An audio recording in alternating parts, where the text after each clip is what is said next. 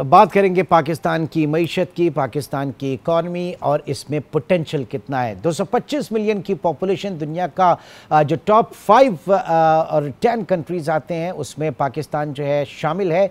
और जो youth bulge है पाकिस्तान का, यकीनी तौर से वो एक बहुत बड़ी ब्लेसिंग है पाकिस्तान के लिए। तो ऐसे में जब हम अपनी फॉर्मल इकॉनमी की बात करते हैं, रिवायती मईशत की तो बात करते हैं, तो उसमें ले दे के हमारे पास जो सेक्टर्स थे जो एक्सपोर्ट्स के हवाले से, उसमें हमेशा हम टेक्सटाइल के पर हमने तकिया किया। और जो अब एक बड़ी गैर रिवायती चीज़ हमारे सामने आई और फिर उसके बाद उसने अपनी स्पेस क्रिएट की, वो पाकिस्तान में आईटी सेक्टर है। और पाकिस्तान में आईटी सेक्टर जिस तरीके से फ्लरिश होने जा रहा है और उसमें जो इश्यूज इस वक्त सामने आए, वो भी एक सवालिया निशान यहाँ पे खड़ा हुआ इस पाकिस्तान के हवाले से।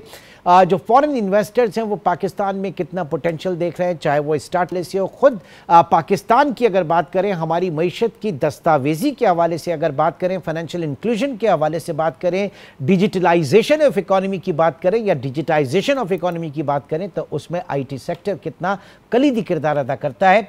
इस वक्त लाहौर स्टूडियो में हमारे साथ मौजूद हैं कंवल चीमा, जो कि आईटी कंसल्टेंट हैं, आईटी एक्सपर्ट हैं।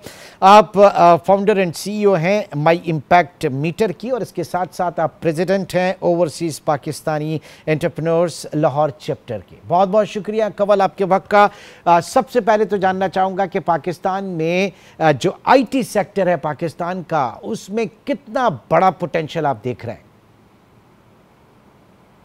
पाकिस्तान का आईटी सेक्टर में मैं बहुत ज़्यादा पोटेंशियल देखती हूँ, सिंपली इसलिए क्योंकि 64% जो पाकिस्तान में पॉपुलेशन है वो अंडर 30 है। और ये हमारे पास एक बहुत बड़ा डेमोग्राफिक एडवांटेज है।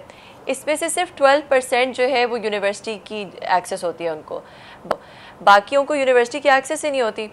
अच्छा, अब आईटी एक ऐसी फील्ड है कि अगर आप यूनिवर्सिटी में पढ़ते हैं और कोई आईटी में डिग्री लेते हैं तो आप कुछ एडवांस चीज़ें कर सकते हैं, मगर अगर आपके पास नहीं भी, आप मैट्रिक पास है, एफए पास है या आपने सिंपल बीए भी किया हुआ है, तो आप कुछ आईटी के कोर्सेज़ करके 5 महीने के, 4 महीने के, 6 महीने के कोर्सेज़ करके आप कुछ ऐसे स्किल्स ले सकते हैं जैसे web development, social media marketing, digital marketing, graphic designing, इस तरह के और स्किल्स हैं जो कि आप हासिल करके, वीडियो एडिटिंग, ये हासिल करके आप कुछ ना कुछ कमाई कर सकते हैं। दूसरा, इसका जो बहुत बड़ा एक डिफरेंट चीज़ है बाकी सेक्टर से, वो ये है कि इसमें जो रोज़गार है वो ज़रूरी नहीं कि सिर्फ पाकिस्तान के अंदर से मिले। इसका जो आपका रोज़गार है वो पाकिस्तान के बाहर से भी आ सकता है, क्योंकि आईटी आउटसोर्सिंग पूरी दुनिया में बहुत ज़्यादा होती है, ड्रिवन बाय कोविड में हमने देखा क्योंकि सारे लोग घर से काम कर रहे थे, तो आईटी एक ऐसा सेक्टर था जो कि मुतासिर नहीं हुआ कोविड की वजह से, लोग घर से भी काम करते रहे। तो उन्होंने सोचा कि जो हम अपने मुल्कों में एम्प्लॉय करते हैं, इतनी high cost labour US, America और वेस्टर्न कंट्रीज़ में, वो हम जो घर से काम कर रहे हैं वो बाकी दूसरे मुल्कों से भी उस लेबर को एम्प्लॉय कर सकते हैं जो कि चीपर है, जहाँ पे लेबर चीप है। तो वहाँ पे पाकिस्तान एक रिपोर्ट आई थी जहाँ पे Pakistan was named as one of the most attractive places for IT outsourcing, क्योंकि यहाँ पे एक तो डेमोग्राफिक एडवांटेज जैसे कि मैंने कहा, दूसरा जो है यहाँ की यूथ कुछ ना कुछ इंग्लिश बोल सकती है, क्लाइंट्स के साथ इंटरैक्ट कर सकती है। तीसरा ये कि अभी हम we are much cheaper than India, we are much cheaper than some of those nations जो कि पहले ही आईटी आउटसोर्सिंग बहुत अरसे से कर रहे हैं, क्योंकि हम इसमें थोड़े नए हैं। तो इस वजह से पाकिस्तान को ये बहुत बड़ा एडवांटेज है, ये एक लो लाइंग फ्रूट है।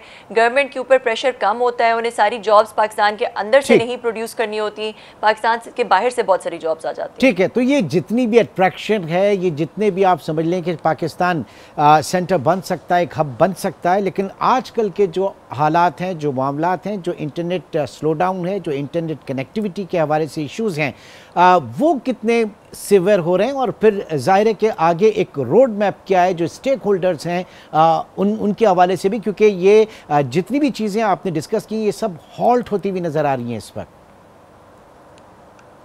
देखिए, internet is the backbone of all that I am talking about.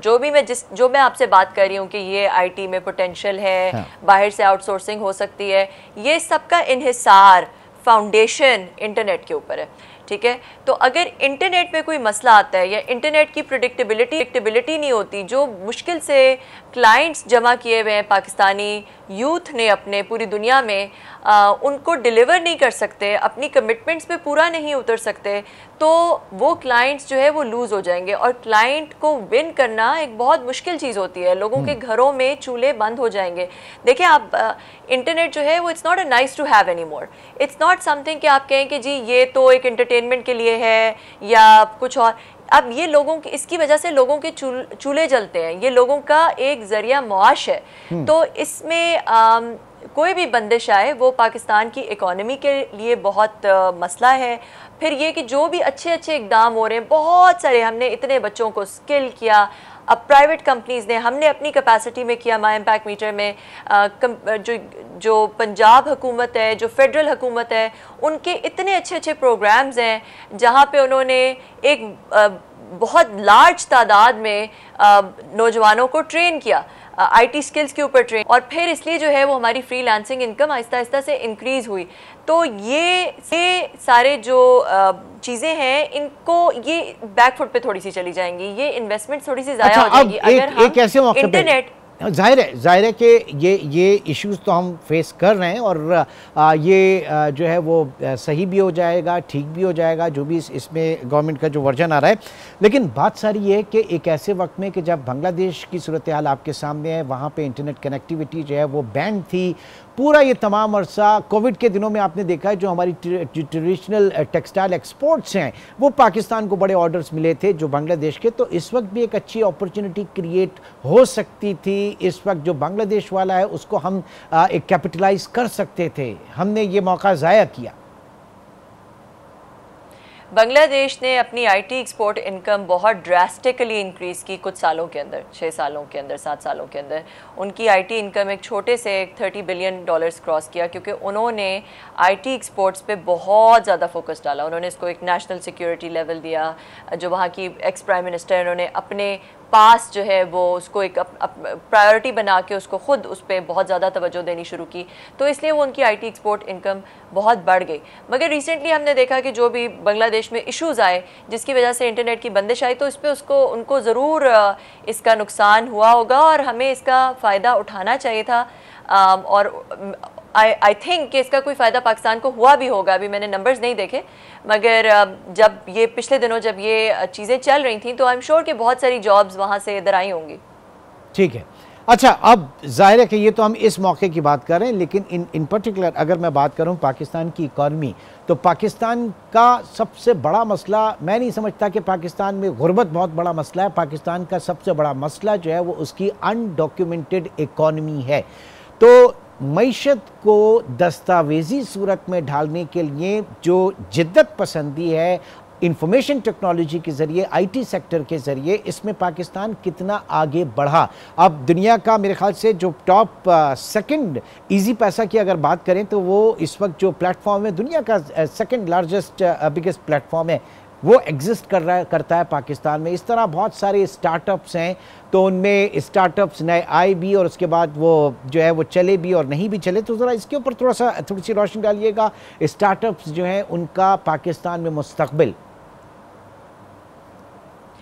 Pakistan के अंदर पॉपुलेशन इतनी ज़्यादा है और इतने सारे गैप्स हैं जिनको फिल किया जा सकता है। इस तरह की स्टार्टअप्स के पास बहुत सारे मौके हैं, बहुत सारी अपॉर्चुनिटीज़ हैं। थोड़ी सी मैं आपको बात करूंगी। देखिए, एक वक्त था जब हम नादरा एक बहुत बड़ी सक्सेस स्टोरी थी, पाकिस्तान की बहुत बहुत बड़ी सक्सेस स्टोरी थी। पाकिस्तान जो है वो क्योंकि एक सिक्योरिटी स्टेट है, नादरा इतनी बड़ी सक्सेस स्टोरी होने के बाद भी जो फिनटेक्स को सहूलत मिल सकती थी अगर वो एपीआईज दे देते, वेरिफिकेशन दे देते, बहुत उन्होंने रिस्ट्रिक्टेड जो है वो एफएसआई सेक्टर में रिस्ट्रिक्टेड एक्सेस दिया आइडेंटिटी वेरिफिकेशन इस टाइप चीज़ के लिए।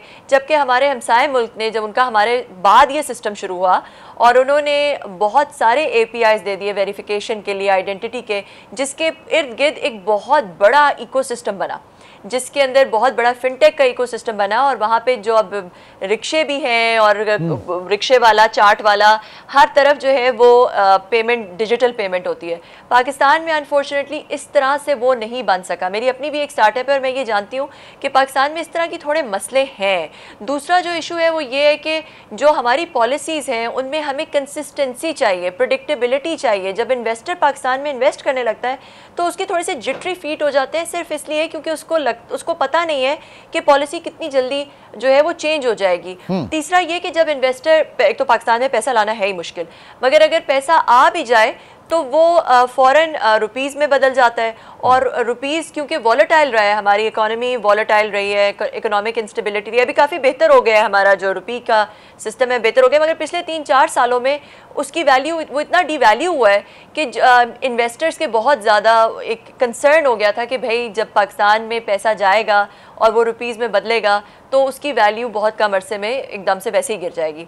और फिर चौथा मसला ये कि पैसा आ तो जाता है मगर बाहर वापस नहीं, रिपैट्रिएशन जिसे हम कहते हैं, रिपैट्रिएशन ऑफ फंड्स, वो करना बहुत मुश्किल है। तो लोग क्या करते हैं, इवन जो हमारे फ्रीलांसर्स हैं या जो आईटी कंपनीज हैं या कॉर्पोरेट सेक्टर है, वो ये करते हैं कि जो वो पैसे बाहर से अर्न करते हैं उसको दुबई में ही पार्क कर देते हैं या कहीं बाहर पार्क कर देते हैं, क्योंकि उन्हें पता है पाकिस्तान में से वो पैसा लेकर आते हैं जो कि कॉस्ट, जो उनका पाकिस्तान एक कॉस्ट सेंटर है, तो जो कॉस्ट के लिए उन्हें बिजली के किराए, लोगों की तनख्वाहें देने के लिए, अपने एम्प्लॉयज़ की तनख्वाहें देने के लिए जो पैसा चाहिए होता है वो तो पाकिस्तान ले आते हैं, बाकी पैसा जो है वो उधर ही पार्क कर देते हैं। उन्हें अपने वेंडर्स को भी पे करना होता है, AWS को, गूगल को, सबको डॉलर्स में पे करना होता है, तो इसलिए वो वहीं पे पैसे पार्क करते हैं ताकि वो पेमेंट्स भी आसानी से कर सकें। तो पाकिस्तान की एक्सपोर्ट इनकम देखते हैं, वो एक्चुअल असल इनकम नहीं है, जो असल पाकिस्तान के फ्रीलांसर्स कमा रहे हैं वो रियल डिपिक्शन नहीं है उस कमाई की, क्योंकि हमारी कुछ पॉलिसीज़ की वजह से लोग पैसा पाकिस्तान के अंदर लाते ही नहीं है। तो ये एक अनफॉर्चुनेट सिचुएशन है। तो अगर ये सारी पॉलिसीज़ हम, अब देखें पेपैल है, पेपैल में हमने किसी से बात की थी जो उनके यहाँ के रीजनल डायरेक्टर हैं, कंपनीज एक्सपैंड करते हैं नए इमर्जिंग कंट्रीज़ में या इकोनॉमीज़ में, तो उन्होंने कहा जी पाकिस्तान तो हमारे लिए बहुत अट्रैक्टिव डेस्टिनेशन है, मगर हमें ये गारंटी चाहिए कि हम अपनी रिपैट्रिएशन कर सकेंगे फ़ंड्स की। वो गारंटी अनफॉर्चुनेटली नहीं उन्हें मिल सकी। बहुत सारी जो कंपनीज़ हैं, बड़ी बड़ी कंपनीज पाकिस्तान से इसलिए भी बिज़नेस अपना कम कर रही हैं। मैं जिस कंपनी में थी, मल्टीनेशनल कंपनी, दुनिया की एक बहुत बड़ी कंपनी है, उसका बिज़नेस पाकिस्तान में बहुत कम हो गया, और बहुत सारी मल्टीनेशनल्स हैं इसी रिपैट्रिएशन के इशू की वजह से। ठीक है, लेकिन जितनी रिपैट्रिएशन पाकिस्तान में एक ज़माने में दी गई थी तो उसका भी हमें बड़ा नुकसान हुआ था। अब ज़रा थोड़ा सा चेक एंड बैलेंस है। अब ज़ाहिर है कि हुकूमत जिस तरीके से आगे लेके चले, और ये बिल्कुल सही आपने कहा कि वो जो कंटिन्यूशन ऑफ पॉलिसीज़ है वो इंतहाई ज़रूरी है। अच्छा, अब ये बताइए कि your president overseas Pakistani entrepreneurs Lahore chapter, जो फॉरेन इन्वेस्टर है वो पाकिस्तान में को किस तरह से देख रहा है? सिर्फ ये टैक्सेस के मसाइल हैं या और भी हमारे इश्यूज़ हैं? इंफ्रास्ट्रक्चर के हवाले से बात की जा सकती है। फिर एक एरा हम बात करते हैं कि जनाब 5G स्पेक्ट्रम की हम बात करते हैं, लेकिन मसला ये है कि जनाब इंटीरियर में, अगर मैंने खुद इस बात को देखा कि बेनज़ीर इनकम सपोर्ट प्रोग्राम, उसके लिए जो वेरिफिकेशन है वही नहीं हो पा रही, जो इंटरनेट कनेक्टिविटी नहीं है। फिर हम बात करते हैं EVM के ऊपर, इलेक्शन कंडक्ट करने की हमारे ख्वाब जो हैं वो इतने आगे के हैं। तो ये अभी बहुत बड़ा गैप है पाकिस्तान के अंदर।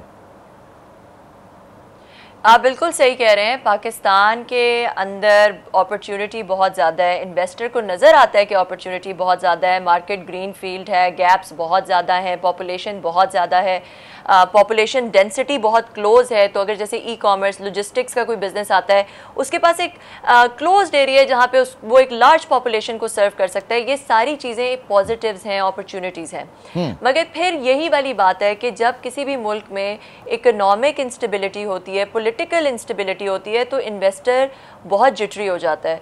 कंटिन्यूएशन, उसको पता है कि भाई इस इकोनॉमिक इंस्टेबिलिटी की वजह से महंगाई और इन्फ्लेशन रेट हमारा बहुत ज़्यादा है।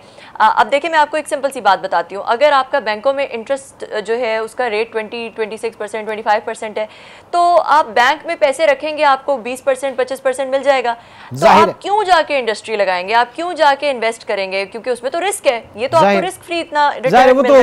वो तो हुकूमत को पैसा चाहिए, तो रेट ऑफ रिटर्न और इंटरेस्ट रेट बढ़ाने की लॉजिक ही यही है कि वो सारा पैसा फिर हुकूमत के पास इस तरीके से आ जाए। अच्छा, ये बताइए कि प्राइम मिनिस्टर से अभी गूगल के कुछ आला अफसरान जो हैं वो आके मिले, तो आप किस तरह से देख रहे हैं? कुछ आगे इम्कानात हैं बढ़ने के, अच्छी पॉजिटिव साइड पे?